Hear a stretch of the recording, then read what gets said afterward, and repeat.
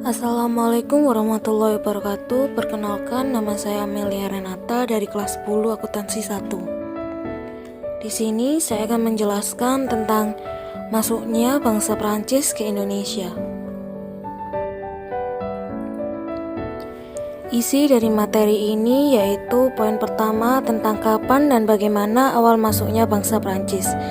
Poin kedua tentang tokoh dan peranannya. Poin ketiga yaitu tentang tujuan kedatangan bangsa Prancis ke Indonesia. Poin keempat dampak positif. Dan poin kelima adalah dampak negatifnya. Poin pertama, sejak sekolah dasar dalam pelajaran sejarah, kita pasti diberitahu kalau Belanda menjajah Indonesia selama 350 tahun atau 3,5 abad. Lalu Jepang meneruskan penderitaan rakyat Indonesia selama 3 tahun pada tahun 1942 hingga 1945. Namun ternyata bangsa Eropa yang pernah berkuasa di Indonesia bukan hanya Belanda.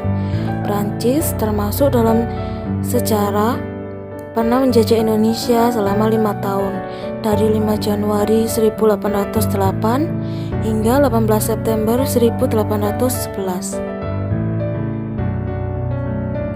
Kekuasaan Belanda di Indonesia pada abad 18 hingga 19 tak berlangsung penuh. Perebutan kekuasaan di Eropa membuat Belanda sempat berada di bawah penjajahan Prancis karena peperangan Napoleon.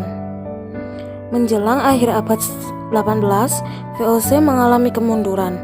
Korupsi dan peperangan terus-menerus di berbagai daerah di Nusantara membuat VOC mengalami krisis keuangan. Di Eropa, pada Desember 1794 hingga Januari 1795, Perancis menyerbu Belanda.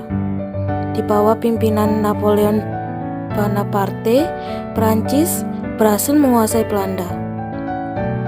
Ia kemudian membentuk pemerintahan boneka.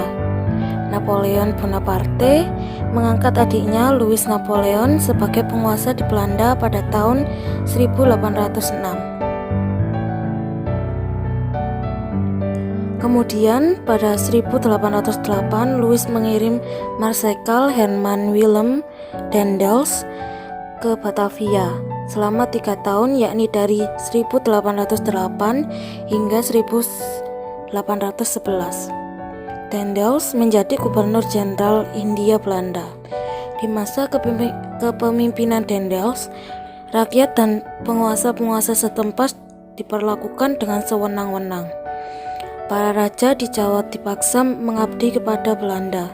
Kebijakannya yang paling kontroversial yaitu pembangunan jalan dari Anyer hingga Panarukan yang menelan banyak korban.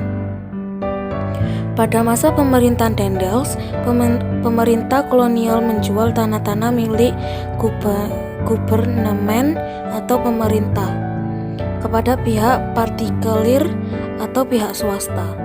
Awalnya Daendels hanya menjual tanah rampasan dari Kesultanan Banten di Jasinga. Namun, ia juga menjual tanah-tanah di sekitar Batavia atau Jakarta yang disebut dengan Omelan Deni. Langkah ini diambil Daendels setelah Belanda mengalami kesulitan keuangan akibat perang melawan Inggris. Poin 2 yaitu tokoh dan peranannya.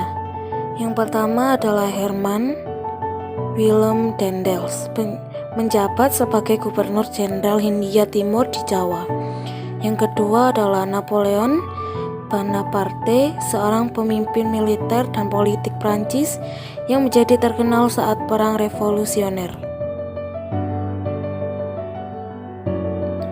Poin ketiga, tujuan bangsa Prancis menjajah Indonesia sama seperti bangsa Eropa lainnya, seperti mencari kekayaan termasuk dalam hal perdagangan, mencari kemuliaan bangsa, menyebarkan agama, serta membeli rempah-rempah dari petani Indonesia, membuktikan bumi itu bulat, dan menemukan daerah-daerah baru yang strategis untuk berdagang dan lain sebagainya.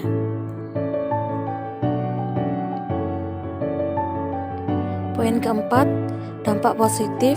Dampak positif dari penjajahan Prancis adalah dibangunnya jalan anyar hingga Panarukan. Dampak negatifnya adalah pembudakan semakin berkembang dan diberlakukannya kerja rodi atau kerja paksa. Sekian dari saya, terima kasih. Wassalamualaikum warahmatullahi wabarakatuh.